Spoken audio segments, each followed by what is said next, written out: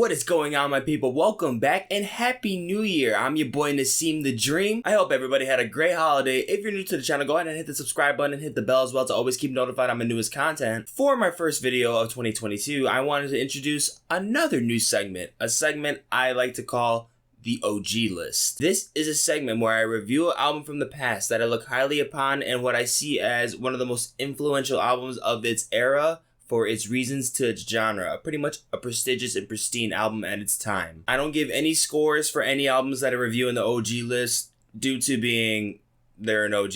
They're pretty much a classic album. For the very first album I choose to review in this new segment, I choose System of a Down's Toxicity. The Armenian Los Angeles-raised mythos, one of the most revolutionary bands to ever be a part of the metal genre, released what I feel to be one of the most monumental pieces in rock alt metal history, was birthed in 2001. Toxicity. The band slowly starts to gain its popularity and gathers in the audience that it pertains to with their self-titled debut in 1998. System provoking a raging fire of emotion with some of their biggest hits off this LP, such as Suggestions, Spiders, War, and can't forget the original bop, Sugar. Spermatic heavy metal influences coursing on with thrash metal, prog metal, hard rock, and even considered to be part of the nu metal wave sparking in the late 90s, early 2000s, which for me was an era that I really started to gain most interest in the metal genre. Can't really say that it had some of his best highlights in its life, but indeed a band like this comes with high praise as much as other bands and artists part of the nu metal wave genre such as Korn, Marilyn Manson, and Slipknot. More so in talent levels in rock music, I put the band's name next to the greats such as Rage Against the Machine,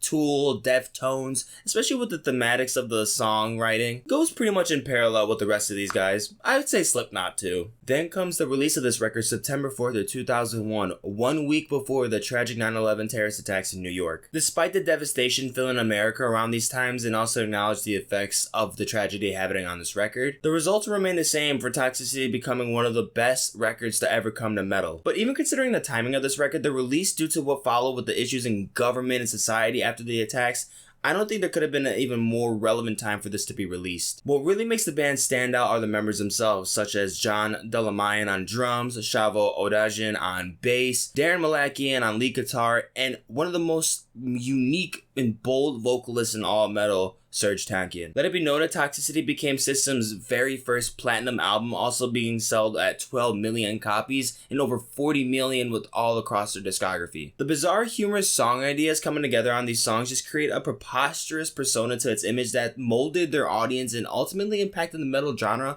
into something special. Cuts off the record come with absurdities such as Bounce, which is hysterically references an orgy in such a groovy way, and that rocks so fucking hard. Then with the song Jet Pilot, which literally spews nonsense. Comedic nuances definitely spur much personality to the sound, but what really makes this record so significant are the other thematics encompassing real world problems such as systemic injustice, environmental destruction, corruption, and conformity. The intro track Prison Song starts with breakdowns of emphasis with a high rate of incarceration in the US, industrial complex, and the war on drugs. Incredible how heavy and hard hitting the industrial guitar riffs play off of this track. I feel like I'm being obliterated with the pure rage of it all. Next were more drug topics and addiction and its control over oneself with the track Needles, especially with the topic of heroin addiction, lyrically expressing themselves by not condoning the use of the drug as they really demonstrated with the happy and controlled feelings that they feel on the substance, but then when catching the grip when they say the lyric, pull the tapeworm out of your ass.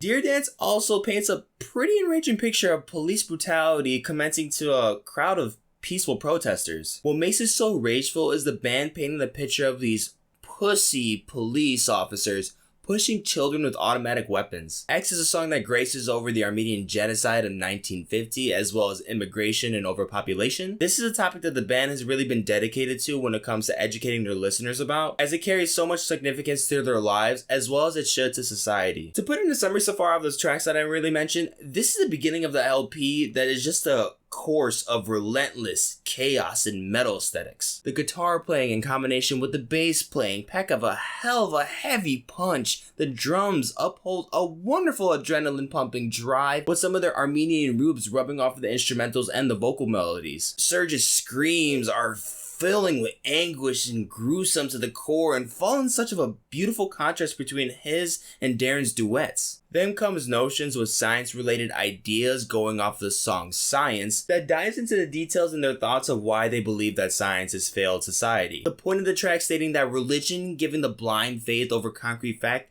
has given the world more care of knowing than believing, taking away the most potent element in humanity. The song Forest clashes with the views of a dialogue between Jesus and God, with the song Atwa in short for air, trees, water, and animals, which is seen through the eyes of Darren Malakian as the ecologist mandate through Charles Manson, which to mention isn't a shared thought from the rest of the band members, mainly just from Darren. Worth noting is also the metal groove Shimmy that addresses conformity with being in demonstration to the obedience in school systems. Then comes with some of the biggest highlights LP, with the most popular track on the whole record, Chop Suey, which was originally supposed to be named Self-Righteous Suicide. The song goes about these two separate beings, one going about trying to fix their own problems, and then the other side of them more trying to hide their problems, and in combination that becomes so much pressure to the point where they literally commit suicide. It's so wild thinking about how I perceived this song as a kid and how it's even perceived to this day. It's such an amazing alt metal tune, but because of how popular it's become,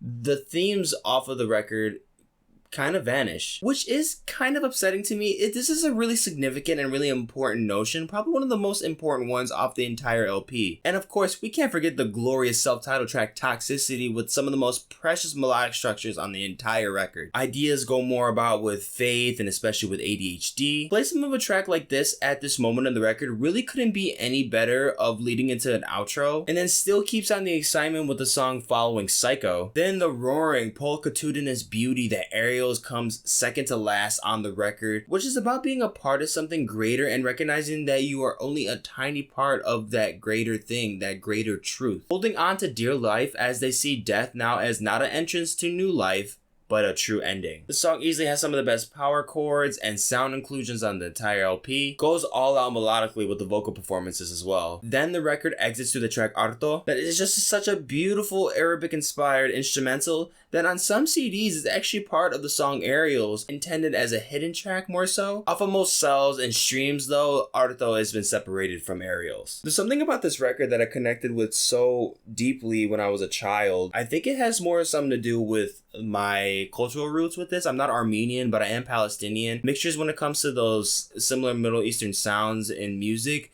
kind of really made me resonate with something, especially when it comes to my love in metal. I mean, there really hasn't been a band in metal that really hasn't been this impactful to my life. There's so many other metal bands and just rock bands in general I can think of that I really feel high praise for, and I really feel like made huge impacts on my life. But System was the band. This was the band that really got me sparked into music. Going off of hearing Chop Suey and really feeling the excitement, and I think a little bit of the rage I would kind of feel as a child, really made me feel connected with this record, really made me feel connected with this band. I love that for the majority of this record that it stays on topic and it talks about really serious things, but it also lets go of the tension with being a little bit silly here and there. It made me feel like I was really opening my third eye and really understanding what the true issues were in life and what you really want to really focus on in your life. Does this stuff really matter to you?